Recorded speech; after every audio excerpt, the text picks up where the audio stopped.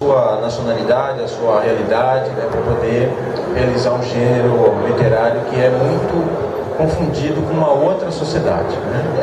Na verdade, né, a história do Flávio, ela foi uma resposta, né, a um escritor conhecido nosso, né, o Braulio Tavares, que levantou um questionamento importante, né? Que crédito vocês dariam para uma nave estelar onde o capitão se chamasse Capitão Barbosa, brasileiro, negro,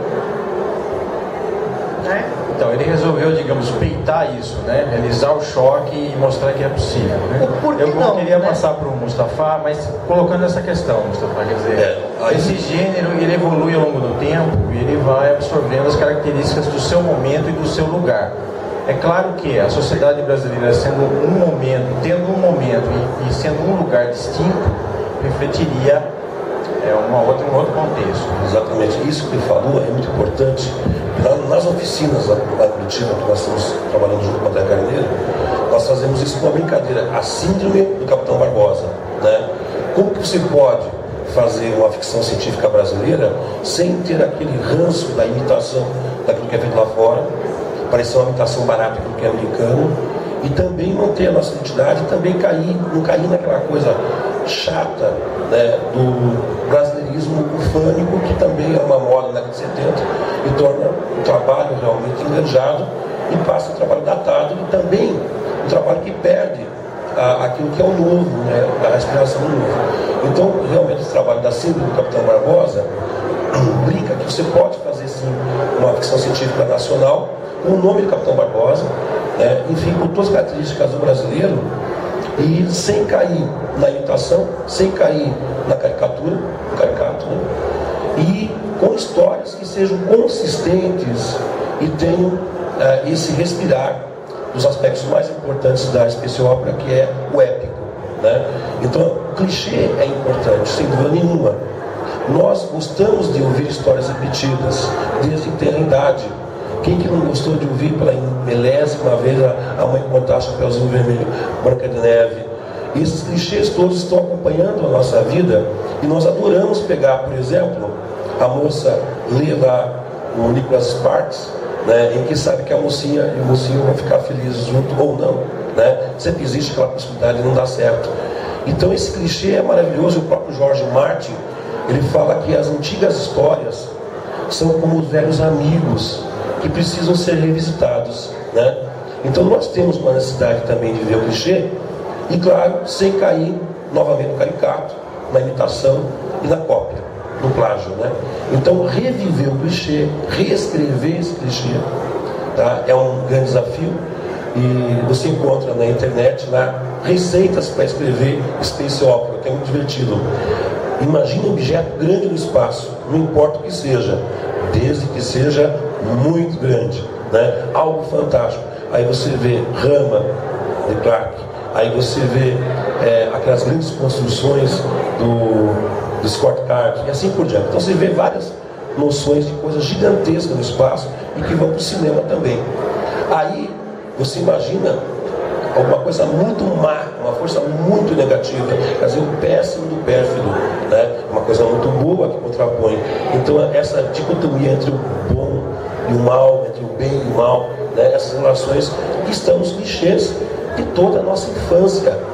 E o ser humano, embora ele cresça fisicamente e adquire responsabilidade como homem e mulher na sociedade, ele não pode perder esse frescor da juventude, e essa vontade de viver a fantasia, de viver aquilo que é imaginado, ao mesmo tempo sem perder a responsabilidade da sua vida diária.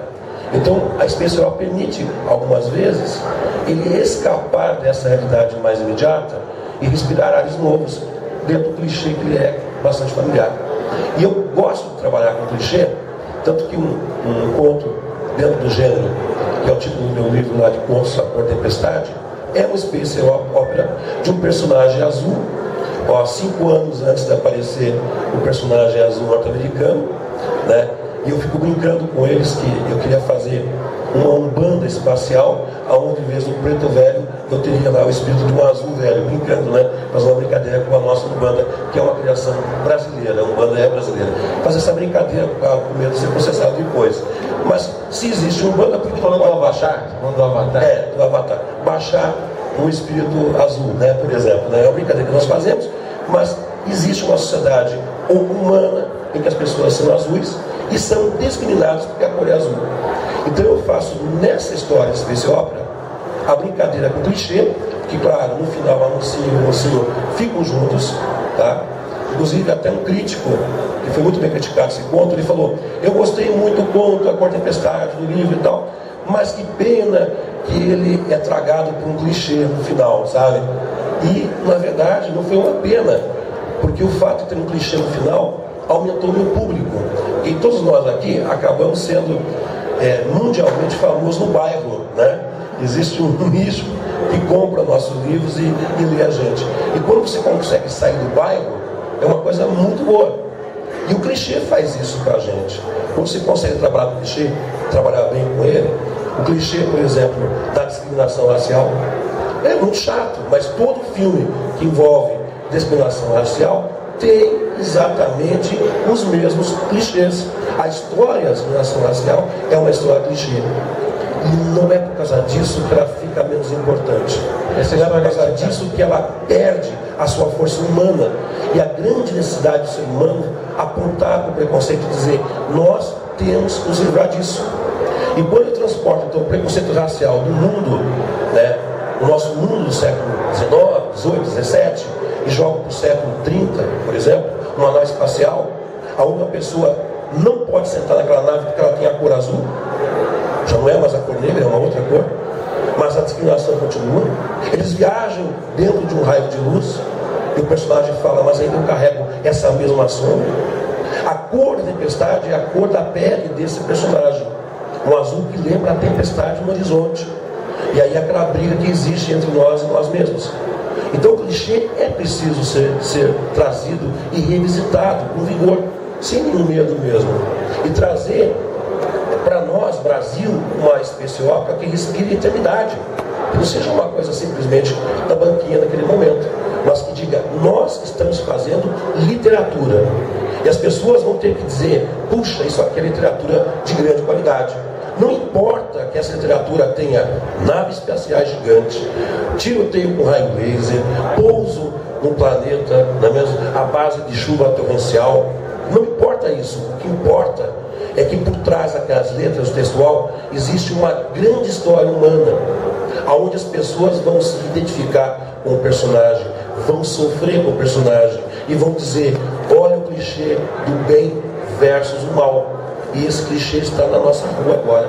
Nós temos que vencer esse clichê. Isso que eu queria levantar, né? Que às vezes é preciso uma narrativa que envolva uma questão batida, mas tratada de maneira diferente, para mostrar que situações complexas da vida real já viraram clichê, né? A gente não reage mais, né? O clichê, definição é de uma imagem, uma situação que já faz parte do hábito, né? Que já não causa mais o efeito desejado, né? Quando você pega isso e renova, ela deixa de ser clichê, né? Porque o efeito reaparece.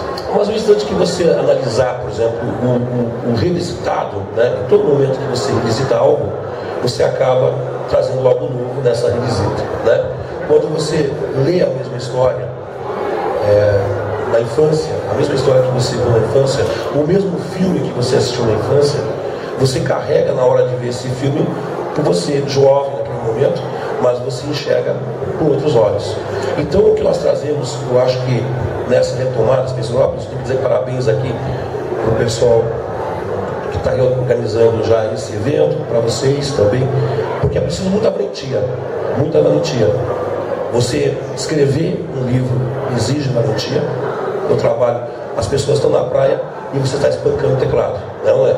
Está lá assim, aí você tem que correr atrás do editor, convencer esse editor, tá? Ele vai apostar um carro zero no teu livro, no mínimo, né? Então ele aposta um carro zero, pode ser um carro econômico no meu caso, né? De você já é um carro já de luxo, e foi apostado aí no mínimo. E aí você publicou o livro, Aí é que começa aquela segunda parte. Você deixar de ser simplesmente mundialmente famoso no bairro e começar a sair do teu nicho e tentar vender esse livro. Porque aí é que o bicho pega. Publicou, quem distribui esse livro? Quem distribui esse livro? Quer dizer, eu estou dizendo agora para a Livraria Curitiba.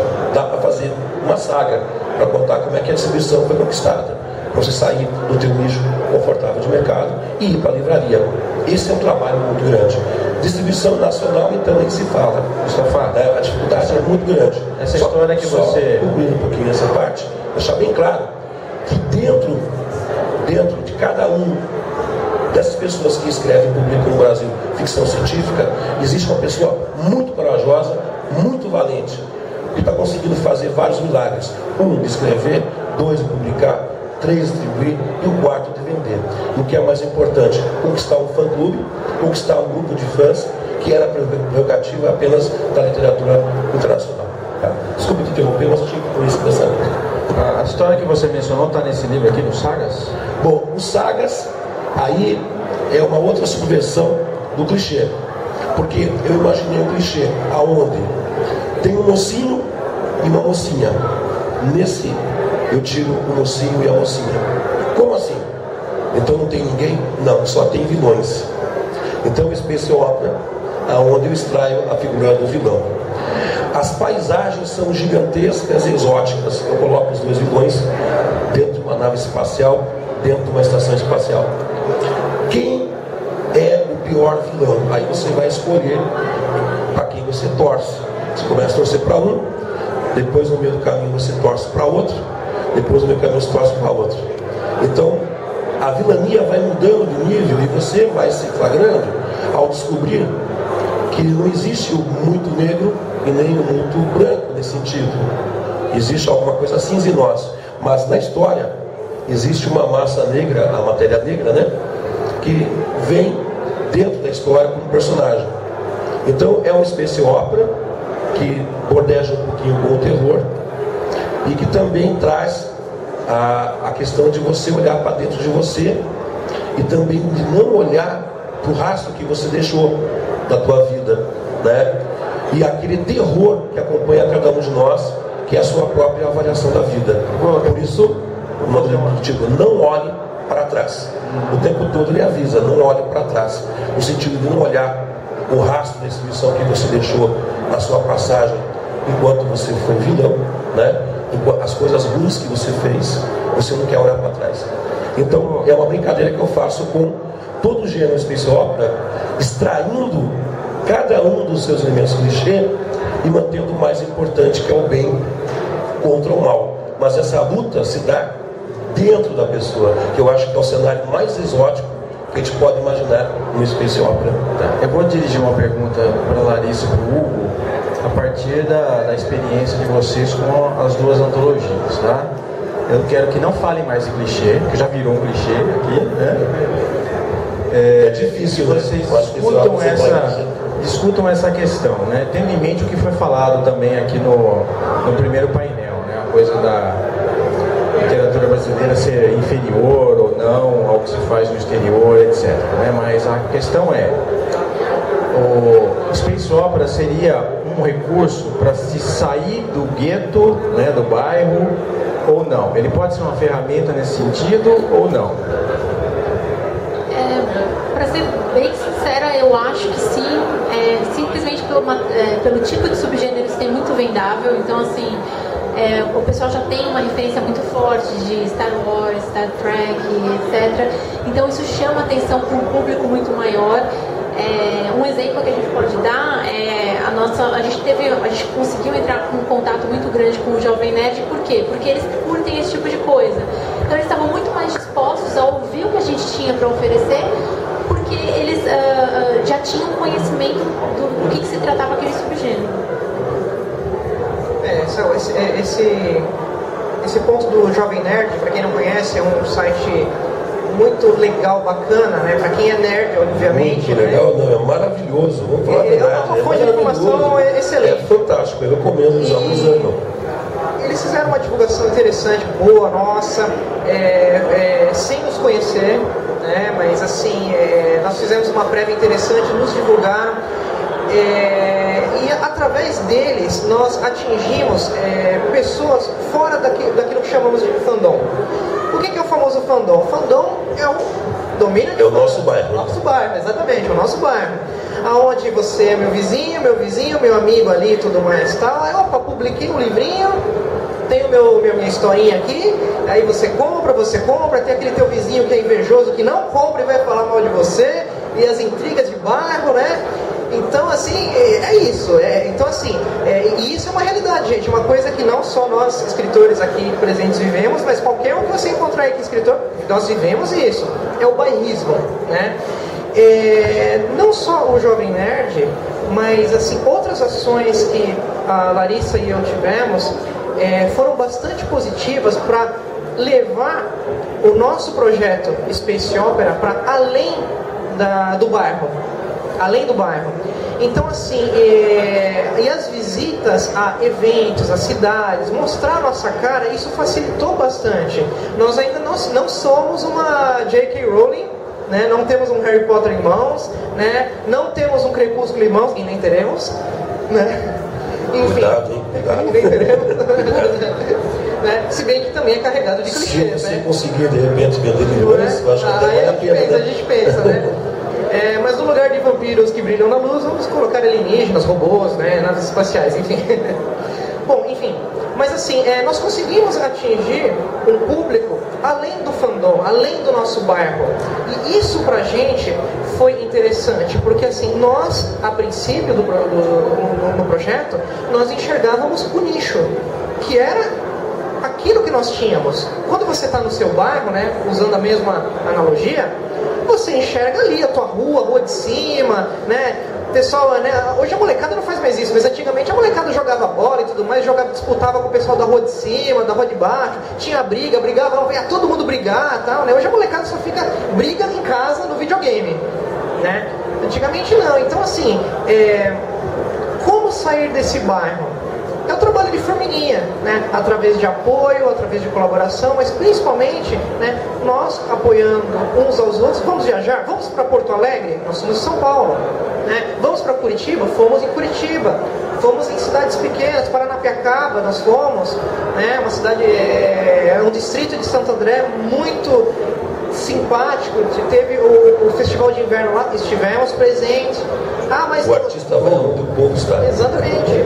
Já me avisaram aqui que abrir para perguntas? Para perguntas da plateia, né? Só concluindo então, o raciocínio. Então, gente, eu acho o seguinte, você que gosta de escrever e vocês que também gostam de ler, é um relacionamento assim importante. Então, assim, eu não posso escrever só para o nicho, né? Eu tenho que escrever aquilo que eu gosto, mas não pensando só no nicho, mas pensando além do nicho, além do meu bairro, né? Então, e essa foi a experiência que nós tivemos, né, com a Space Opera. Nós pegamos um subgênero restrito, muito restrito, gente, e descobrimos que não é só na rua de cima, na rua de baixo, na rua de trás que o pessoal gosta de jogar a bola da Space Opera. Tem pessoas em Curitiba, tem pessoas em Porto Alegre, tem pessoas em BH, tem pessoas no Rio, em Portugal, e por aí vai. Estão o nosso trabalho aqui no Brasil, né?